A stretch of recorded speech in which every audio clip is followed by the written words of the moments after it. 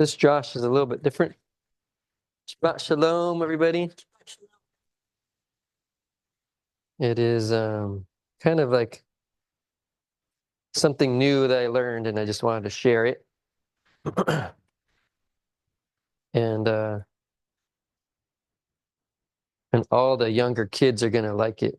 Yeah, yeah, right. That's good.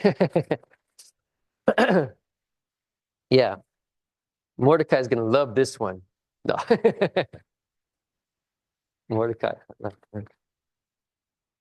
Online, Mordecai. Yeah.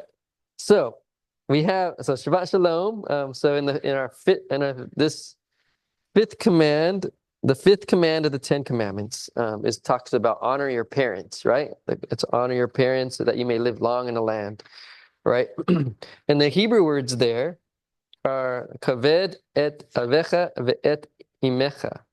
And I guess that ve'et doesn't really need a vav in there. It could just be et. And so, or there's an extra vav, I'm not sure, but there's an extra vav in the Torah there for that, ve'et. And so, our sages in the Talmud, they derive that there's something special about this vav, right? It's not just, if there's something different, they always like want to pick it and try to figure out what it's about. So what they came up with is that, it's a represent, I think vet is a represent, a vav is represented of a six, number six, right? And so I don't know how they came up with it, and maybe there's even more study to learn why, but they say I would say some don't, some do, right? There's always some little bit of a discussion about it. But they say that this vav represents that you should not only give respect and honor to your parents, but also honor your older siblings, right? Some say you're only your older brother, the oldest brother, some say, and some say like all your older siblings, right? They have different views. But it's interesting that it's in the Torah. So one of our sages, Rabbi Ovadia Yosef, he's like the most strict about it, and he says that it's very stringent and that you should respect all your older siblings, and it is a Torah commandment. It's not a rabbinic commandment; it's a Torah commandment. That's the way he feels. Other rabbis disagree with him, obviously, but he's the most strict about it, right? So the reason why we do this is some of the reasons why they came to this conclusion is when parents educate their children to respect their elder siblings, it would be therefore disrespectful if the younger sibling would disrespect the older sibling, because they're teaching their children to respect their older siblings, and if they're going against their parents' teaching, they're in essence disrespecting their parents, right? Disrespecting their parents' teaching, right? And also, we see some examples of the firstborn getting more respect than the rest, right? Because we see Reuven, he feels like he is responsible for the rest of his siblings, right? And so when he sees Yosef and they're going to kill Yosef, he tries to protect Yosef, and he feels responsible, and he even says it there. It says in Torah, let his death be on me; it will fall on me. He took that responsibility, right? And so, in a sense, the oldest, at least in this case, was taking on this responsibility of his siblings. So, therefore, he should deserve more respect than the rest, right? So, according to the Torah law, the firstborn son usually the firstborn son inherits more than the other things, and we also have this law of the firstborn. They also have to give some money when they're born. When they're born, they give a little bit extra money. There's different laws that we do for the firstborn. So that's why most of the sages say at least the firstborn deserves this extra respect. But of course, Rabbi Ovadia, so Yosef says it should go to all siblings, right?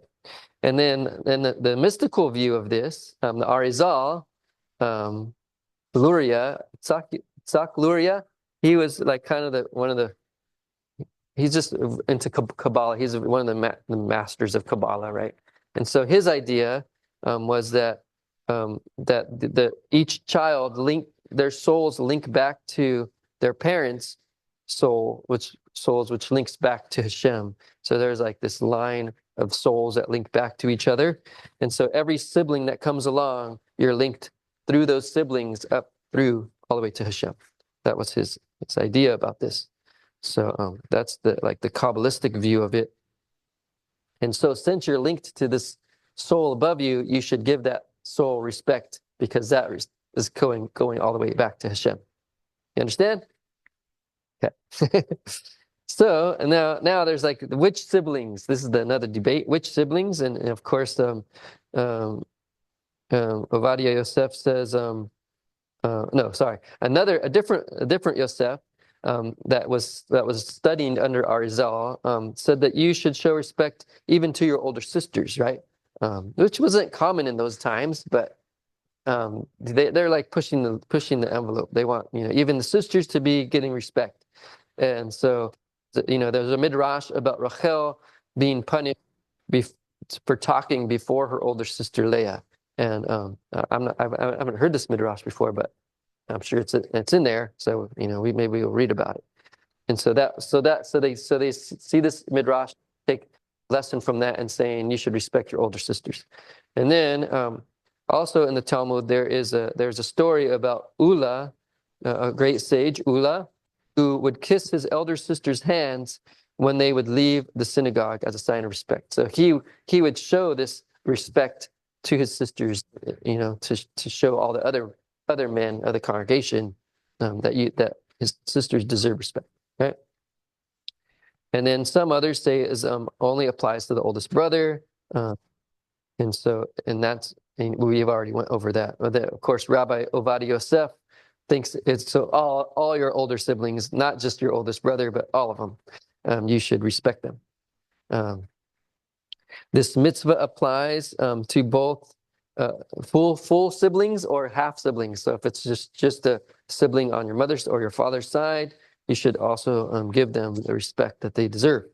And then also it even applies, this mitzvah even applies siblings that are only a little bit older, even with twins. So that's why I said more. I would like this. I'm joking, of course.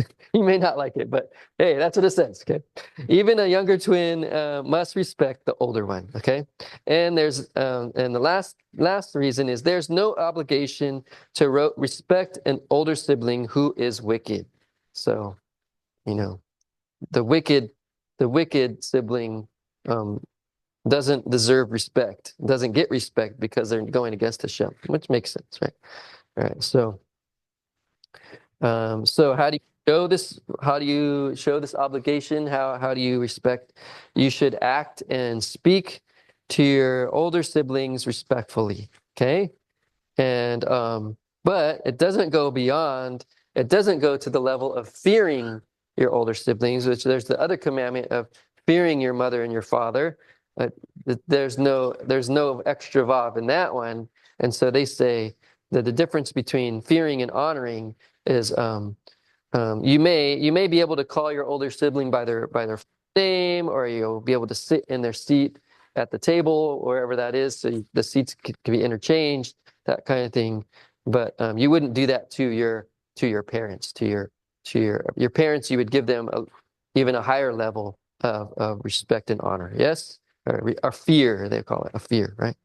So I guess your challenge this week is to honor your older siblings as well as your parents, and give them if you believe that this is a commandment, and I believe this is a commandment, even if it's not a Torah commandment, I believe it's still very worthwhile. Here in our family, we do practice this idea of honoring your older siblings and give them that proper respect, and it helps to keep order in the home, like, because if the parents are gone, at least they know who's kind of in charge, who they should give respect to and honor to, and it keeps down arguments and other things. And so I think it's a good commandment. So in that regard, honor your older siblings. So Shabbat Shalom, everybody.